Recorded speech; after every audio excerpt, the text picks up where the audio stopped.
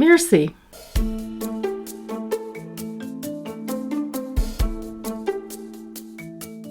Are they well? Do they have energy? Fundamentally, starting point. And then secondly, how do we stimulate the awareness? How do you stimulate the focus and the practice for them to develop a new pattern? And I think that's neuroplasticity. Hi, I'm Dr. Irene O'Brien, and you're listening to Neuroscience of Coaching. I'm a cognitive neuroscientist with almost 30 years of study and practice in psychology and neuroscience. And as the founder of the Neuroscience School, I teach coaches and other wellness professionals practical, evidence-based strategies to use in their own practices. In each episode, I invite a seasoned coach to discuss a topic that clients struggle with, and together, we provide you with science-based tools to help your clients reach their goals by working with their brains to create results that last. Today, we're going to talk about neuroplasticity. Now, this is something we've all heard of, but may not quite know what it is. So let's start with a simple definition. Neuroplasticity is the brain's ability to change and adapt due to experience. You may have heard someone say, lay down new neural pathways. That's neuroplasticity. The brain can change, reorganize, and grow neural networks. Researchers used to think that the creation of new neurons stopped shortly after birth, but now we know that's just not true. You really can change your brain. There are two different types of neuroplasticity. The first is functional, where certain functions of the brain are moved from damaged areas to undamaged areas. This might occur after someone has a stroke or a traumatic brain injury. The other type is what we'll talk about today, structural neuroplasticity. This is the brain's ability to actually change its physical structure as a result of learning. The human brain is composed of about 100 billion neurons. And by the age of 3, we have about 15,000 synapses per neuron.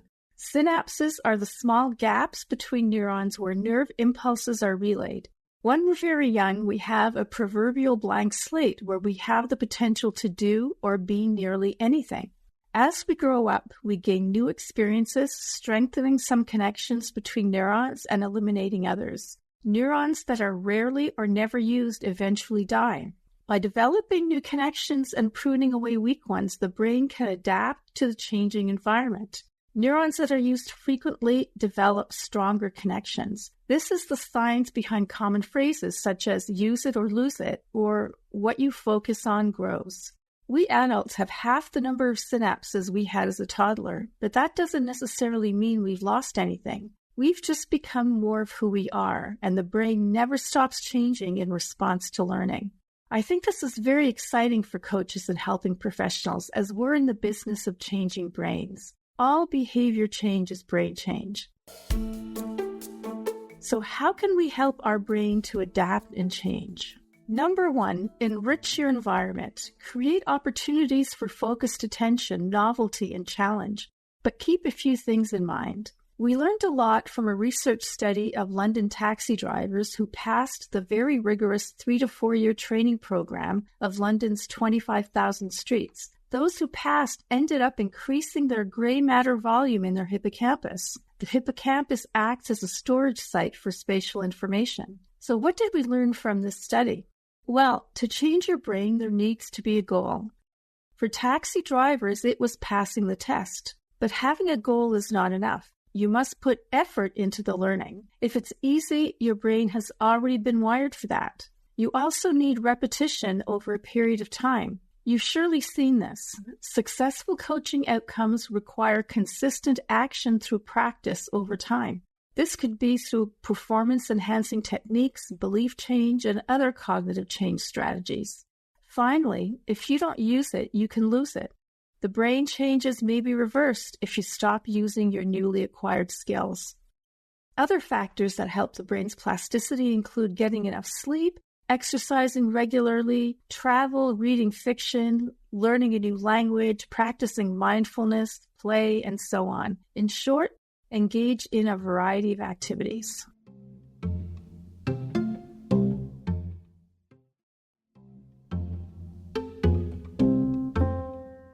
So we really have just gotten started on this topic. So let's dive deeper with my guest, Marisa Murray. Marissa is a leadership development expert and the CEO of Leaderly International, an organization dedicated to helping executives become better leaders.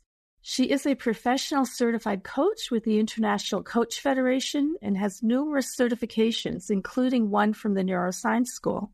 She's an author of 3 Amazon best-selling leadership development books: Work Smart, Your Formula for Unprecedented Professional Success; Iterate, How Turbulent Times Are Changing Leadership and How to Pivot; and her latest, Blind Spots, How Great Leaders Uncover Problems and Unlock Performance, as well as co-author of the USA Today bestseller, The Younger Self Letters. Thank you so much for being with us today, Marissa. Before we start talking about neuroplasticity, will you tell us a little bit about your work and how you came to be doing it? Oh, absolutely. Well, I'm so pleased to be together again, Irina. Of course, I was in your program and benefited greatly from it. It really solidified so many amazing neuroscience concepts for me. So I'm excited to be here. In terms of a little bit about the work I do and why I got into it, I guess I feel like I'm a late comer to executive coaching and leadership development.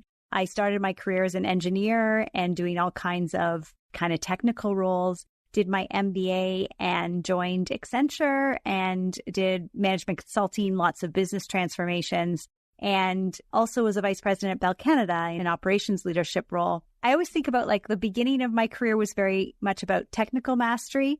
And then as I became advancing leadership positions, it was about business mastery. But something happened in me sort of later in my career, around 20 or more so years in, where I realized that it's really about leadership mastery. Because as you continue to try to maximize your impact in the world, it's not about you anymore. It's really about the way in which you're able to engage your collaborators and the people that you're on a mission with. And I became really fascinated in this thing called leadership, so much so that I myself had done a lot of leadership training and also had executive coaches. And I decided I was kind of inspired to do my own executive coaching certification. And when I was on the other side of the table learning about this, I was like, wow, this is what I didn't get. I kind of was in my own way sometimes with my coaches. I didn't think they understood my world. And once I started learning more about what my coaches were trying to do, I was like, oh, I've got to bring this to everybody. So then this is all I want to do is just learn about leadership, learn about transformation, and learn about maximizing the positive impact people can have on each other and on the world.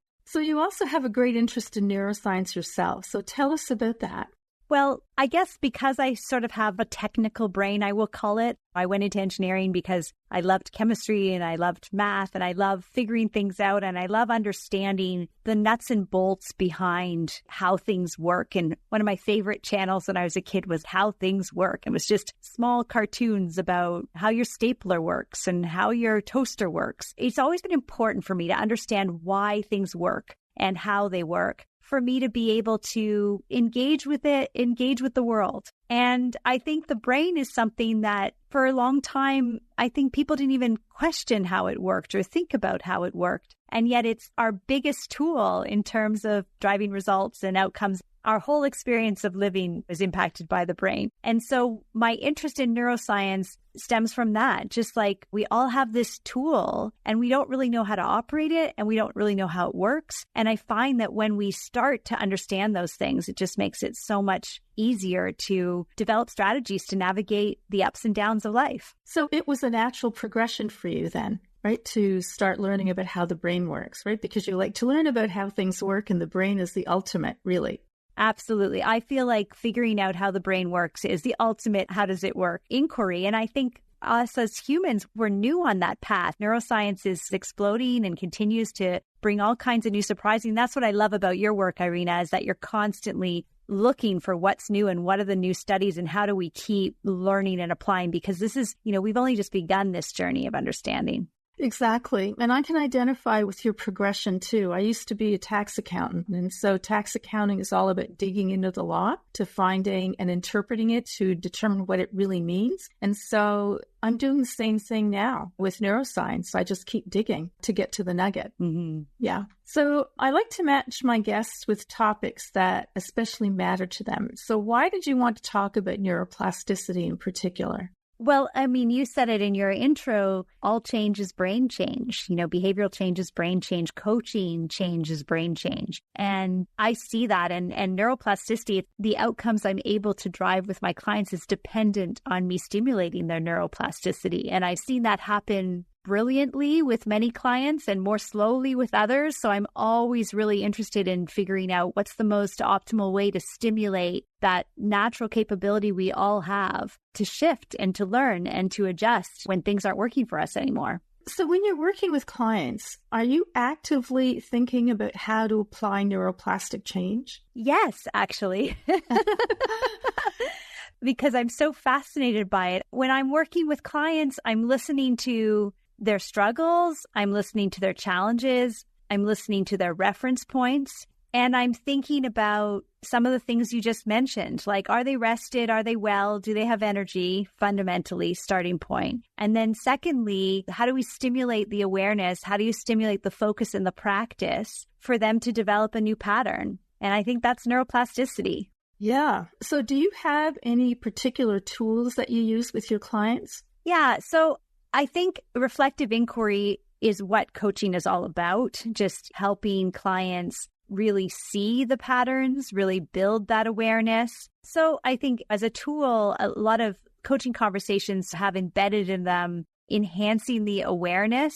And then I think it shifts into kind of building up that motivation to change the pattern. And then in terms of getting them to change the pattern, it's a combination between changing their beliefs and giving them experiences and quick wins and sort of that, what you call in other episodes, maybe that sort of dopamine trajectory of seeing results. But one of the things that I do think when it comes to beliefs is we do work really hard at understanding, like, when you're in a pattern, what is the underlying belief for that pattern, and what is a more empowering belief or a different belief that they can lean into and step into. And that's something that I do with them in particular by scripting their own affirmations, by scripting what they know they need to believe to be able to motivate their brain to actually, I don't know if I took this from you when I was studying neuroscience, I think about the brain as kind of lazy and sort of optimized and kind of being like, is it really worth it to build a neural pathway? It's kind of asking, can't we just stay the way we are? And so I think a lot about how do we motivate the brain to stimulate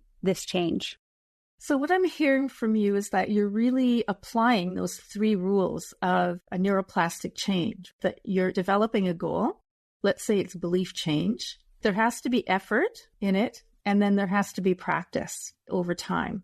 Yeah, absolutely. Well said. Can you share a client success story that illustrates what this looks like? Yeah, absolutely. I could talk about any of them, but one of my favorite ones to talk about is David the Difference Maker. So all my clients in my book, Blind Spots, I talk about 21 client stories, and each of them have sort of pet names. So David the Difference Maker is a very, very senior, amazing partner at a professional services firm. And they call him the Difference Maker because he typically makes the difference on a deal. So if he's on the project, the deal sells, the delivery is very smooth, the client becomes one of their best credentials, and these are large multi-month transformations. Now, when I started working with him, although he was the difference maker, he was burning out, he was grumpy, he was sick of his job, he was mad at his fellow partners. And when I interviewed people, they were just like, we don't know why he sort of shifted. We don't understand what's going on with him.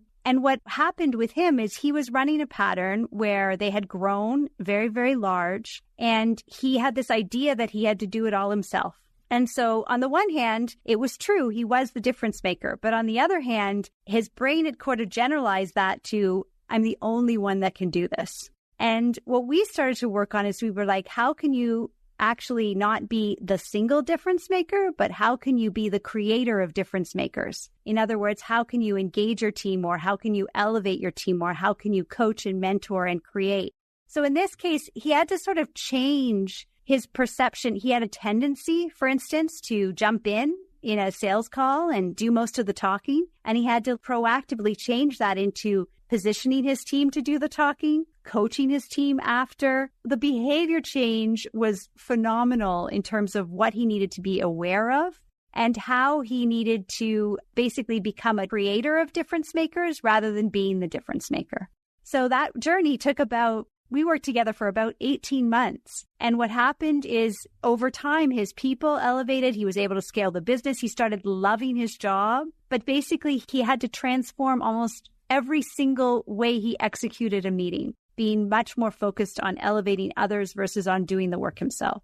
It must have been really hard for him to bite his tongue during the meeting. Absolutely. Yes. Yes. Yes. And that's the thing with coaching is I think you have to hold your clients a little bit you're going to do it well one day and then you're going to forget, you're going to fall off the wagon. And then it's like bringing that intention every single time. I would bring the neuroscience into the conversation and say, you're building a new neural pathway. You've done it once, which is great, but it's a little weak dirt road versus a highway. So how do we do it again and do it again until we kind of pave that road into like a super highway so that that's your immediate instinct? And I'd say for David, 4 years later, now that's his super highway. He's always focused on elevating others, and he's not focused on him being the difference maker in the room, but his people being that. So I'm wondering, do you find that they're using these same techniques that they're learning with you, or are they using it in other areas of their lives too? Yeah, I think whenever there's always awareness, whenever you sort of shine a light in some area, it benefits every aspect of their lives. I always think about a lot of times I'm working on leadership topics and it usually improves their parenting in particular, because I think like parenting is the mother of all leadership tasks. So the awareness that we bring around parenting, also their friendships, their collaborations, the way in which they can hold space and be more intentional with their relationships. I encourage my clients to practice it in every context. Like the more practice and repetition you can get, the better. That's what's truly amazing about coaching in neuroscience, is that it can affect every aspect of your life. Absolutely. Yeah. Once you learn how to do it. Yeah. Yeah. So as I mentioned in the intro, in addition to your coaching work with clients, you've written a number of books. And I just recently read Blind Spots, and I thought it was really insightful. So tell us a little bit more about it. I'm not a natural writer, but I write to really organize my thinking and kind of solidify my understanding of things. And so Work Smart is mostly about some of the fundamental things that leaders need to get right. And so I wanted to write that down. It's about 3 years into my practice. I've been doing this now for 9 years. And then for Iterate, I realized there's a lot of rapid change that's throwing people off. So I wanted to write down sort of how do you navigate rapid change. And then I never thought I'd write another book again until about 2 years ago when I was like, there's this thing where I want to make it safe for people to recognize that it's normal to have blind spots and to see that your blind spots could actually be the link to your breakthrough. Like the thing that if you lean in and try to look, because sometimes we don't want to look at our blind spots, we don't want to hear difficult feedback. But if we think about how that's probably a guide to your breakthrough, then we have sort of a little more incentive.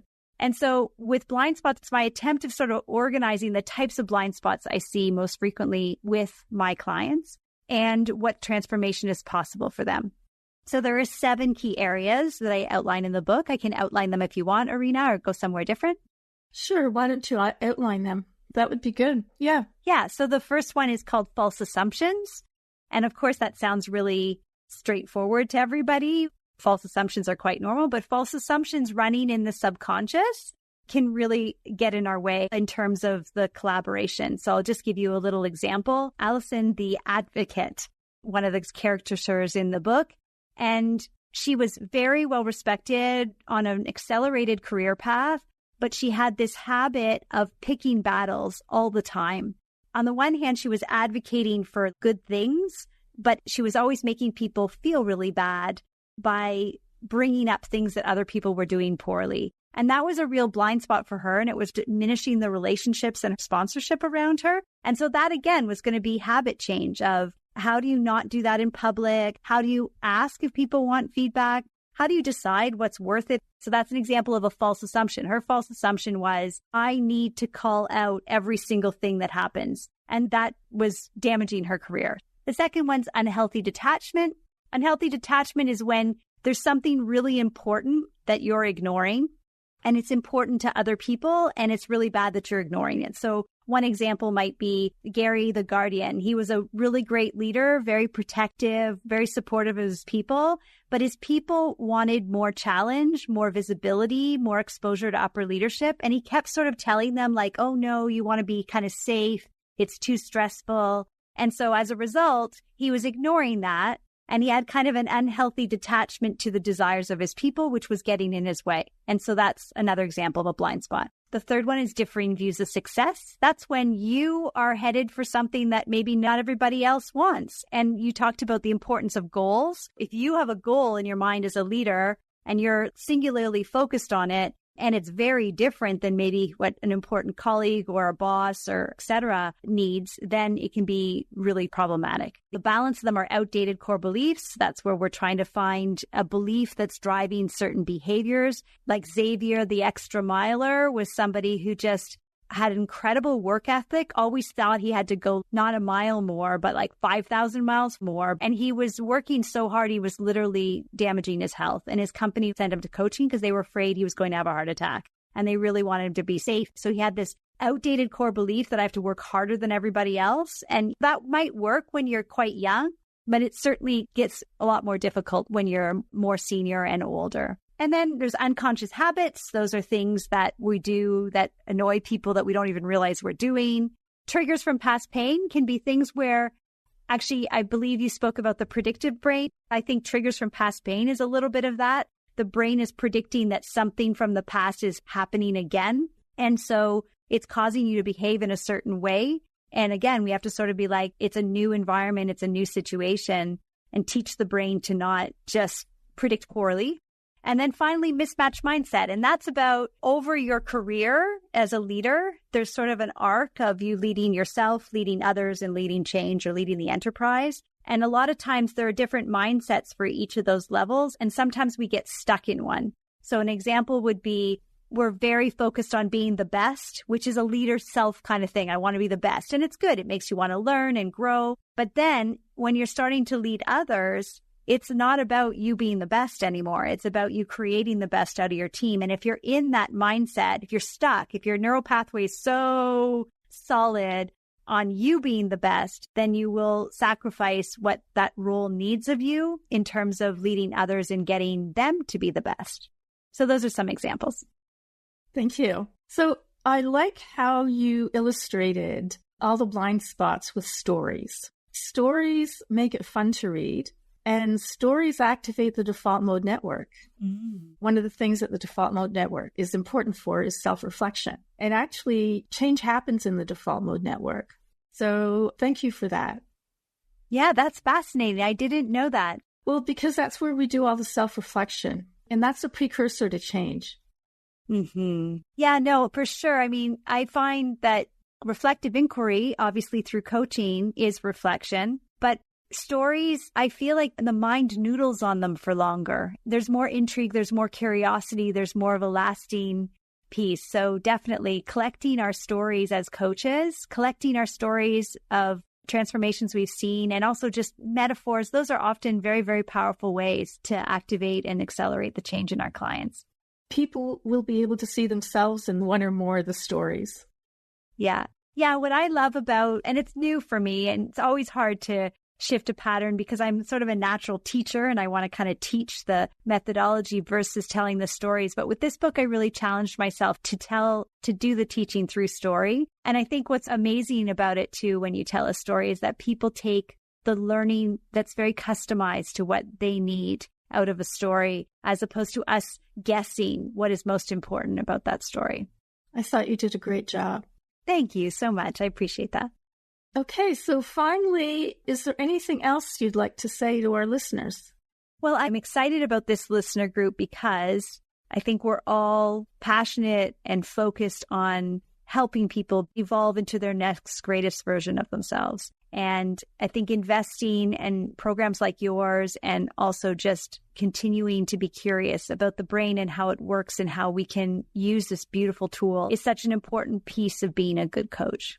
So what's the best way for listeners to find out more about you and your work? Yeah, absolutely. So leaderly.com is my website, and it's LEY. So it's leader, LEY.com. And I am on all the social platforms, but I mostly hang out on LinkedIn. And you can find me at just Marissa Murray. You can check out my TED Talk and a bunch of other video clips and things that are online. So I'd love to hear questions, interest, and also just reach out to the coaching community. I'm surprised actually and delighted that a lot of coaches are really loving Blind Spot too, because it gives them lots of really great reflection areas around their clients. So I encourage them to also pick up the book. We didn't talk about your TED Talk. It's fine. What would you like to say about your TED Talk? What was it about? Iterate was my second book, and I wrote Iterate because my TED Talk was only 14 minutes long and I had a lot more to say about it, but it's about navigating change, and success without stress is sort of what it's about, and everything to do with how do you live in a mode where you are constantly sort of appreciating where you are, aligning with what's coming, but then activating your aspirations and kind of looping your way to your success, as opposed to trying to white knuckle everything or control everything. So check it out. It's worth a listen. It doesn't take long. You can put me at double speed. Like my children put everything on double speed and it'll take you 7 minutes. Apparently, there's research that we retain it better at double speed. It's fascinating. Well, when they're doing stuff at double speed, they're really focused. Like a bomb can go off and they won't notice. You must activate a real focus, because I see that. It's impossible to interrupt them when they're listening at double speed. Okay, so thank you so much, Marissa. This has been a really great conversation. So thank you all for listening, and remember that you really can change your brain regardless of your age. Find things that require focused attention, that are new or novel in your experience, and that challenge you. Have a goal. Practice, practice, practice, and make it challenging, but also make it fun. And when you're working with your clients, remember that to help them change behavior, they need to have a goal, they need to practice the new behavior over time, and if they stop practicing the new behavior, it will reverse.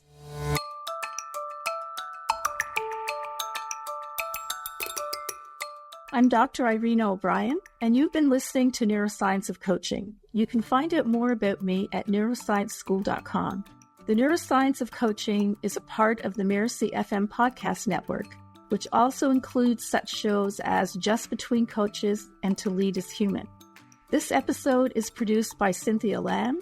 Danny Innie is our executive producer, and post-production was by Marvin Del Rosario. To make sure you don't miss great episodes coming up on Neuroscience of Coaching, please follow us on Mirasee FM's YouTube channel or your favorite podcast player. If you enjoyed the show, please leave us a comment or a star review. It's the best way to help us get those ideas out there to more people. Thanks, and we'll see you next time.